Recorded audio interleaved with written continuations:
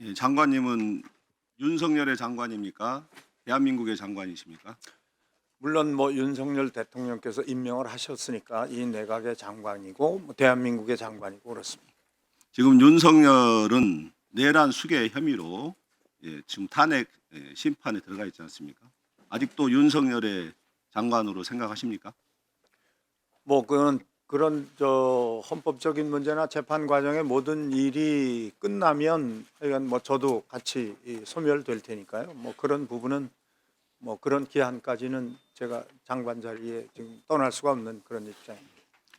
그 지난 12월 3일에 비상계엄과 그 포고령 그것에 대해서 지난 현안 질의에서 명백하게 위헌이라고 말씀하셨죠. 그러면서도 윤석열의 내란죄에 대해서는 인정을 끝까지 본인이 판단을 못 하시겠다고 하셨는데 지금은 어떻습니까? 뭐 전 그 문제는 지난번 말씀드린 거와 뭐 같다고 그렇게 보시면 되겠습니다. 왜냐하면 뭐 개헌 문제는 이 시기에 맞지 않다고 분명히 생각을 하고 있고요. 그런 뭐 법적인 문제나 이런 건 제가 판단할 수 있는 문제는 아니고 아직 절차가 남아 있으니까 그 결과에 따라서 그렇게 받아들이도록 하겠습니다. 그러니까 윤석열의 내란 행위가 국헌문란 행위다. 즉 지난 12.3 계엄 당시에 비상계엄과 그리고 계엄 포고령 그리고 그 중앙선관위에 대한 침탈 그리고 국회의 계엄 해제 결의를 방해한 행위 이런 부분들에 대해서는 분명하게 이원이라고 말씀하셨어요. 그 이원적 행위가 바로 내란 행위란 말입니다. 그런데 내란죄를 인정하지 않으시겠다는 겁니까? 뭐 의원님 말씀 충분히 잘 알겠고요. 그런 문제는 제가 판단할 문제는 아니라고 생각을 합니다. 지금 현재 뭐 제 입장에서 그런 것을 맞다 틀리다 이렇게 판단하기는 좀 어렵다고 말씀드리겠습니다. 화면 좀 띄워주십시오.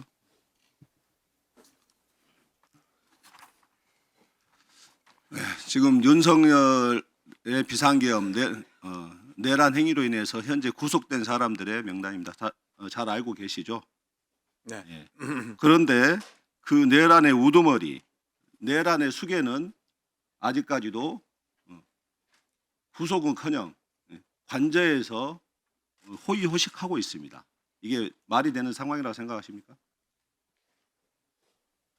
그리고 윤석열에 대해서 윤석열 본인이 모든 행위에 대한 책임을 지고 법과 원칙에 따라서 대응해 나가겠다고 몇 차례에 걸쳐서 얘기를 했습니다. 근데 그것을 지금 스스로 부인하고 관저에 꼭꼭 숨어서 공정한 법 집행을 방해하고 있는데 이에 대해서는 어떻게 생각하고 계십니까? 그래서 이제 법을 집행하시는 분들은 뭐 집행을 하겠다고 말씀하시니까 뭐 그런 부분은 뭐 제가 여기서 어떻게 제 생각이 개인적으로 어떻다 이렇게 말씀드리긴 좀 어렵고요. 뭐 법적인 절차에 맞춰서 하는 게 좋다고 생각합니다. 그러니까 법적인 절차를 지금 따르지 않고 있는 거 아닙니까? 체포영장이 그러면 불법적인 겁니까? 글쎄요, 뭐 그것까지 저는 잘 뭐 뉴스에서 하도 여러 얘기들을 많이 하니까요. 네. 한 나라의 장관 아니십니까? 다시 한번 강조하지만은 윤천 장관님은 더 이상 내란 수괴 윤석열의 장관임을 자처할 필요도 없고 자처해서도 안 되고 이제는 대한민국의 장관, 국민의 장관 입장에서 대한민국의 위기를 어떻게 수습할 것인가 이 관점에서 일해야 되지 않겠습니까?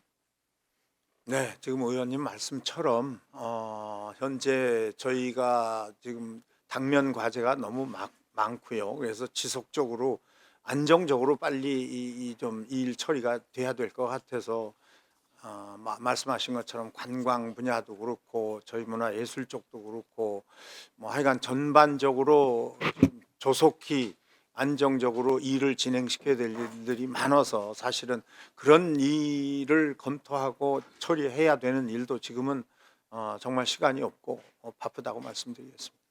예, 지난 12월 31일 날 국무회의에 참석하셨죠? 네네네. 예, 그날 그 국무회의에서 헌법재판관 2명은 임명하고 그리고 40여 재판관에 대해서는 보류하였지 않습니까? 이러한 상황과 관련한 논의가 있었습니까? 뭐 논의는 없었고요. 그때는 아마 그 대행께서 아마 그 결정을 하셔서 예. 특히 모두 말할 때 발표를 하셨고요. 네. 뭐 물론 약간의 이의를 제기하는 분들도 있었고 여러 장관님은 어떻게 하셨습니까? 저는 왜냐하면 이미 다 발표를 한 상황이고 예.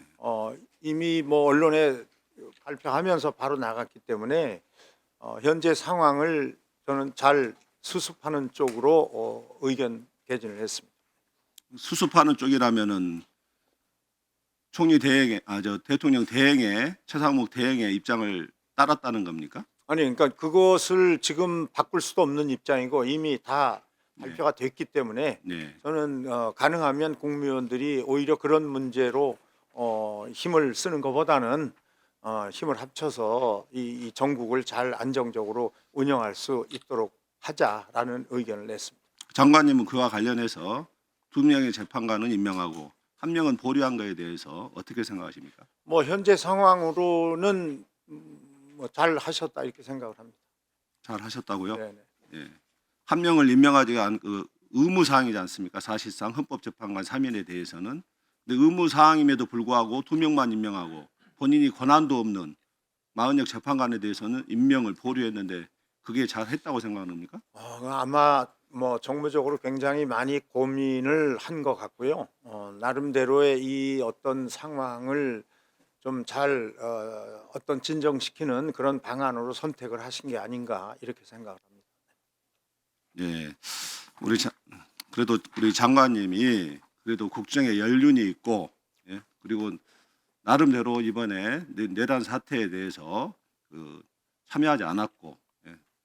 그래서 좀 옳고 정의로운 좀 판단을 또 국무위원회에서는 그 최연장자시기도 네, 그렇습니다. 네. 잘했는데 예, 좀 실망스럽습니다. 그리고 그날 국무회의에서 소위 윤석열 내란 특검법과 김건희 특검법에 대한 거부권을 행사했습니다. 최상목 권한대행이 본인은 권한이 없다면서 소극적이라 그러면서 가장 적극적인 거부권을 행사했는데 이 체포영장 거부권에 대해서 장관님은 어떻게 발언하셨습니까? 뭐 그때 찬성하셨습니까? 아니 물론 뭐 제의 요구를 하는 쪽으로 저희 국무위원들 전체적으로 의견은 모아졌고요. 전체적으로 100%다 찬성한 겁니까? 뭐 특별히 반대하는 의견을 내신 분은 없었던 걸로 기억하고 있고요. 그리고 뭐 아무래도 뭐 좀 그런 법적인 문제, 그 삼권 분립에 관한 문제 또는 뭐 여러 가지 그 뭐 독소 조항이 있다, 뭐 그런 여러 의미로 그날 제의 요구를 하는 걸로 결정됐다고 말씀드리겠습니다. 그 역시 또 장관님께 실망하는 부분입니다. 이게 삼권 분립은 이미 지난 박근혜 특검에서 박근혜에 대한 그 특검을 임명할 때 야당에서 추천했고 그것에 대해서 헌법재판소에서 아무런 문제가 없었다. 이 판결이 있었던 사실을 모르십니까? 뭐 당시에는 뭐 모르셨다고요?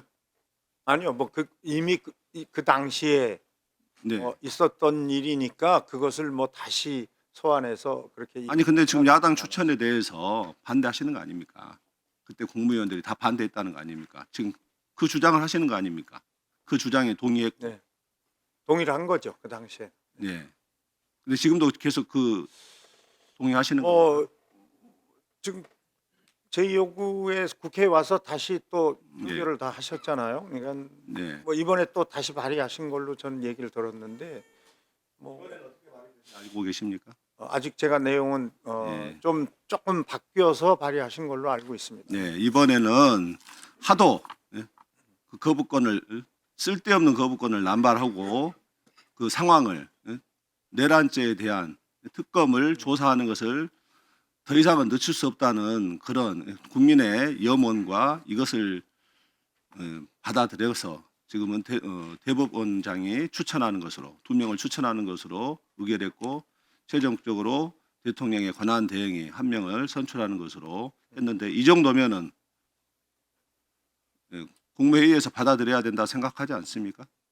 뭐 아마 뭐 공포해야 된다 생각지 않습니까? 저희들 입장보다도 네, 오히려 이제 여야가 잘 합의를 해주셔서 네. 이런 그 좋은 법안을 만들어 주시는 게 저는 아니야, 그날 국무회의에서 가장 큰 이유가 그거였다면서요. 야당만 추천하는 게 아니다고 생각했다면서요. 뭐 그 원인도 있습니다. 네.